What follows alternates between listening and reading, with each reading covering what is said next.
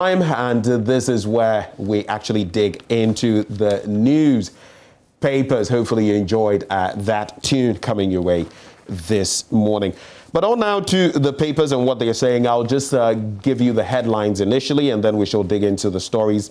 Now, a number of things to look at in the daily graphic, which talks about the 100 billion Ghana Cedi Obatampa package. Government places youth at center. That's according to the Finance Minister, Ken Oforiatta. I'll bring you details of that. Reforms to improve educational system. That's on page 16. If you grab a copy of the paper, you can get details of that. And the new fares take off today. You know, of that 13% increment. And so it takes off today. Prices have changed. So if you bought any public transport and you're told that indeed the fares have changed, let it not lead to any trading of fisticuffs. So it's the new thing. The fares have changed. But what exactly is going to be the impact of that? We'll be engaging some of you this morning. In fact, my colleague Manuel Kranting will be out and about on that beat. We also have Can Mining Spur Local Enterprise Growth? That's a news feature in the center spread of the paper. And on the back page, Gama's goal, I should say, wins derby for Kotoko at Lankley. That's on the back page of the Daily Graphic newspaper. And if you followed proceedings yesterday, of course, Accra had to evoke locking horns with Great Olympics. Drawing there, it was a stalemate between the two. And Asante Kotoko, of course, won at the Lankley Stadium, overpowering Obuasi. So Ashanti Gold of Obuasi. Now, we do the Ghanaian Times newspaper now. Financing of free SHS. Government spent 7.7 billion Ghana Cedi so far. That's between 2017 and 2021.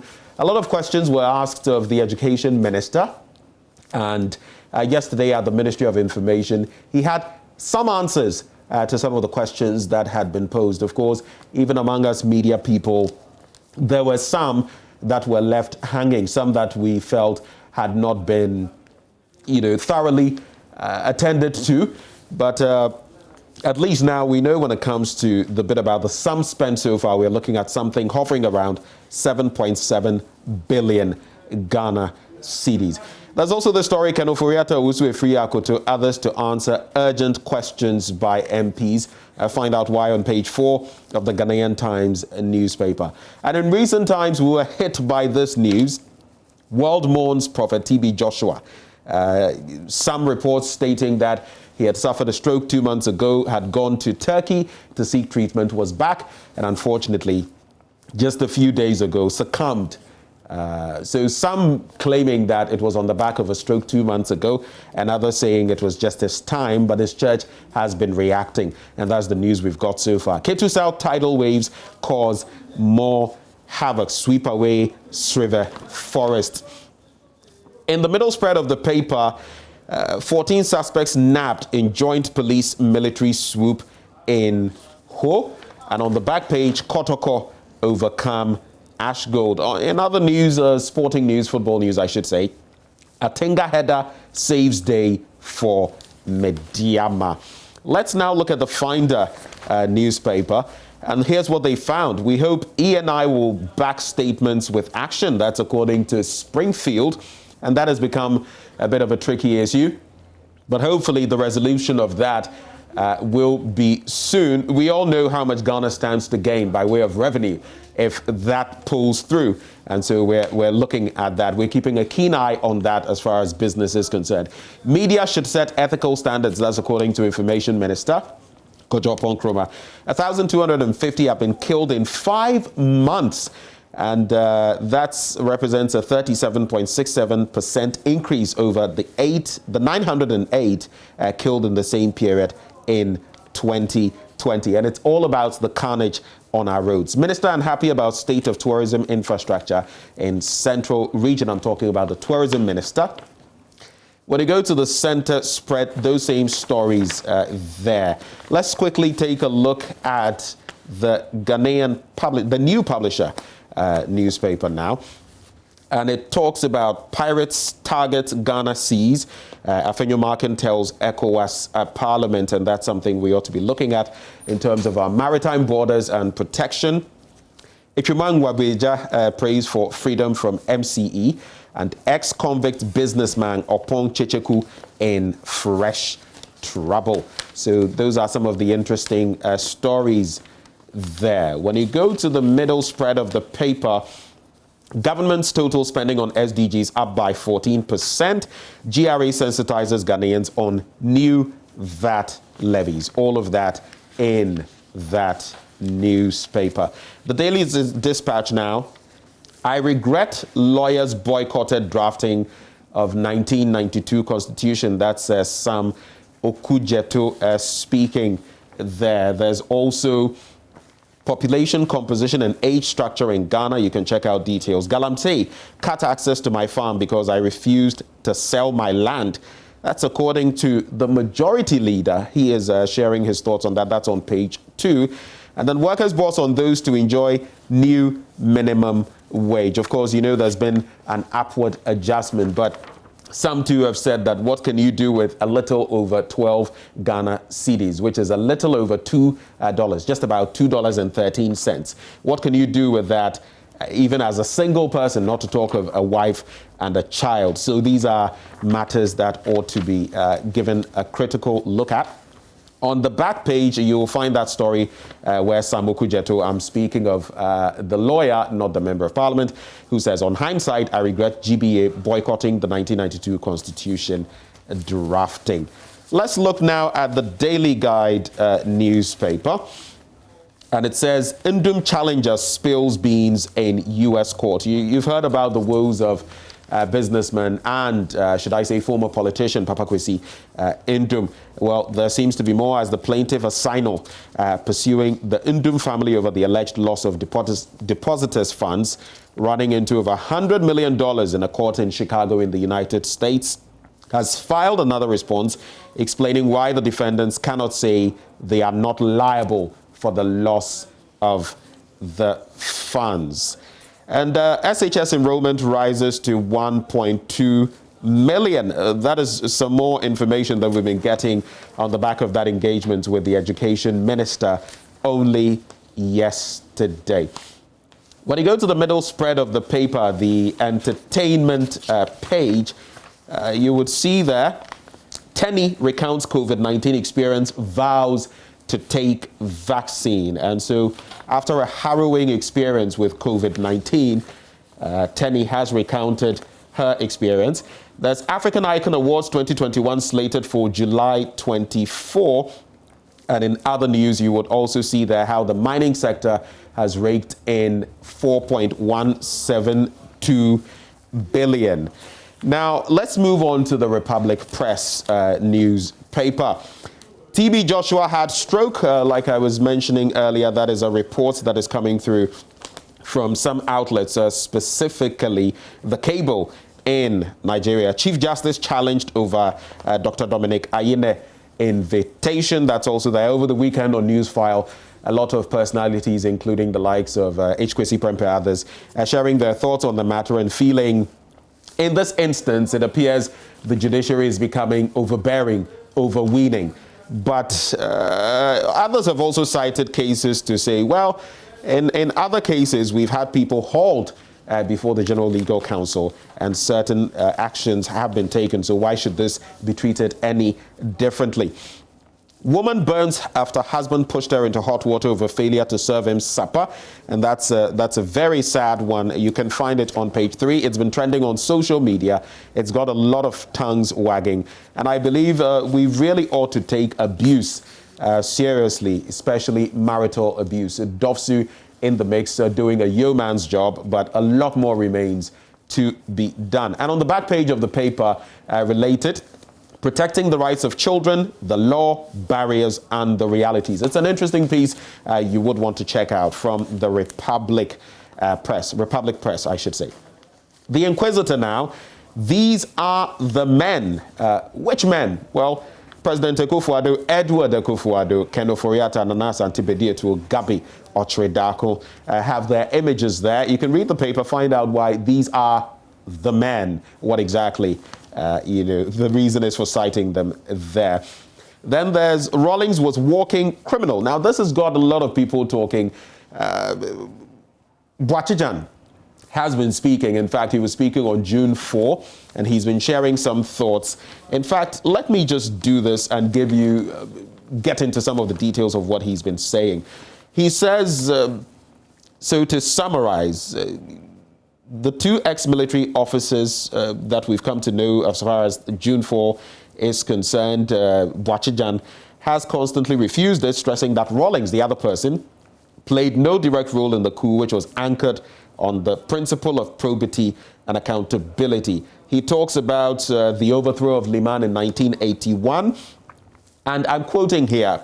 Boachijan says, he died, and he here refers to Rawlings, as a walking criminal. The fact that I built a democracy doesn't mean that I could bear responsibility for somebody destroying it. Remember, we handed power over to Hilla Liman, and I left to London to do my postgraduate course, and 31st December came. I was not here, but on the same day, I opposed it and put down my uniform to roll it back, which in the end, I succeeded in doing. And he ends, remember, the rule of law we used to hold senior officers accountable was the same difficulty that the second takeover had put us in. Of course, there's more there, but that is Boachijan's assertion when it comes to President Rawlings and what happened in the Liman era. Do you agree? Do you not agree? Well, those are the thoughts shared by Boachijan. When you take a look at the Business and Financial Times, it says Alan woos American investors as U.S. Exim Bank supports 1D1F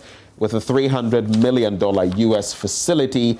And there is the PAC DBIA, which advises the American president on business, commercial issues, especially in respect of Africa. And Alan Tremanting has, of course, been attempting to get a slice of that cake for Ghana. But this story has, got me very interested. It's piqued my interest. And when I dig into the papers fully, I shall give you details of that. Galamsey destroys 20 acres of cocoa farms weekly. Now, when we see it like this, 20 acres, sometimes it's very nebulous. It's not so clear. 20 acres, you're looking at about between 15 and 20 football fields. That is what it really means. And this is happening every week. Galamsey destroys 20 acres of cocoa farms weekly. So that is about 20 football fields, 15 to 20 approximately, that go down, in terms of cocoa farm losses. We're fighting Galamsey, but of course, it looks as though we have to ramp it up, do much more to reclaim what we have lost, if it can even be done. There are other interesting stories in the Daily Statesman, big gains in education. It talks about Educhum and what he's been sharing in that respect. Double sale of land, chiefs landowners to serve 10-year jail term. That's the Daily Statesman. Today newspaper says Group Undum accelerates legal action. And there's also Listen to Fix the Country campaigners over the weekend. Some interesting information coming through on the back of that campaign. Economy Times, banks prepare to cut interest rates. Government misses budget deficit target. And then the Custodian newspaper, which says we're chasing out ghosts on payroll. So the deputy Finance Minister designate Abena Osei-Asare has been speaking on that matter. And this is an age-old matter that even former Auditor General, yes, I should say, had been working on, talking about ghosts on government's payroll. It's a matter that has become a real concern, but it's being dealt with. And Abena Osei-Asare is saying we're chasing out the ghosts on the payroll. When you look at the Custodian newspaper, there are other stories, but I'll dig into them as time allows it. So this is what I'm going to do very quickly. I'm going to take a look at some of those major headlines, and then we shall dig into them one by one. And we're going to start now with the Daily Graphic newspaper. The story here, government places youth at center of that $100 billion Obatampa package. That story, let me just get to it. Continued on page 3, but it's right here on the front page. The Minister of Finance, Mr. Ken Ofori-Atta, has commenced a series of engagements with the youth across the country aimed at igniting an entrepreneurial spirit for accelerated job creation and financial independence for the nation's youth. The program is part of efforts to share and urge the youth of Ghana to take advantage of opportunities in the 100 billion Ghana cedi COVID-19 alleviation and revitalization of enterprises support.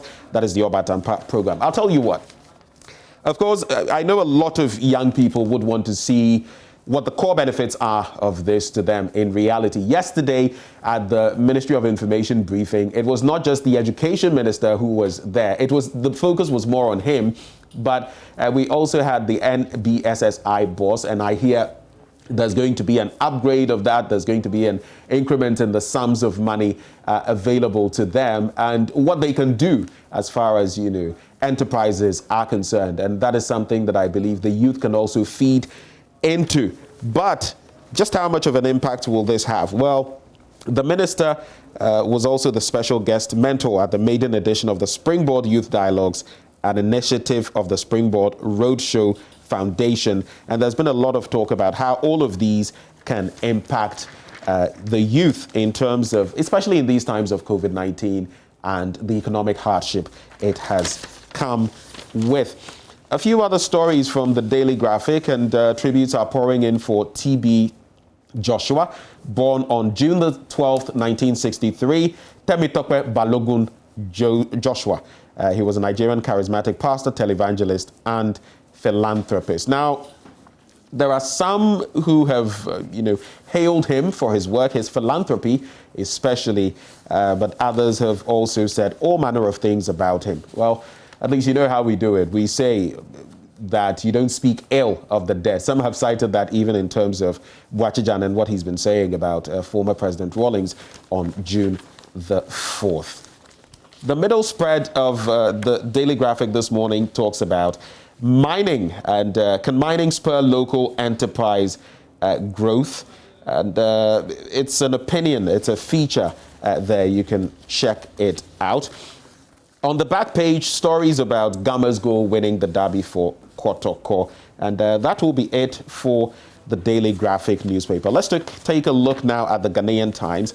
And more issues cropping up. So government spent 7.7 billion Ghana cedi so far between 2017 and 2021. That's on page 16. And according to the education minister, the amount constituted disbursements made since the policy was rolled out from 2017 till date. And speaking at that media briefing, the minister gave a breakdown of the disbursement as 2017, that is 480 million Ghana cedis. Then in 2018, 1.137.861 billion Ghana cedis. 2019, 1.68 billion Ghana cedis. 2020, 2.42 billion. And 2021, 1.974 billion. So you see an upward trajectory in terms of the sums of money we've been pumping into free SHS. Of course, this year still very much, we're just about halfway through. So it makes sense that we've not spent up to the 2.42 billion that we spent last year. But if you look at the trajectory, it means we're going to spend much more. He also said free SHS was a means to an end and not an end in itself. As a result, the government would continue to invest in the education of the youth of the country. Also important, something he said about 10 STEM schools, which would be completed by the end of the year, having all the necessary logistics from laboratory equipment to supporting staff teaching and learning as far as STEM is concerned. And so those 10 schools will be focused on STEM, that is science, technology, engineering, and mathematics. Two major stories there from the Ghanaian Times newspaper as well. Let's check out the Daily Guide this morning. And it also has the story about SHS enrollment rising to 1.2 million. But I'll look at this story on page 6. It's more on crime, and a lot of people have been concerned about the spate of crime in the country. It says police break largest wee haul in Ashaiman. That is on page 6. And 4 persons are in the grips of the Ashaiman police for allegedly attempting to smuggle what is said to be the largest narcotic consignment into the area for onward distribution to their customers. The suspects, namely Boniface Abaya, 31, Kwame Akwete, 31, Samuel Jandu, 30, Godwin Agbeshi, 29, who is a driver, and they had 892 slabs of compressed and well-packaged dried leaves suspected to be Indian hemp, popularly called weed. Now, here's what the police says.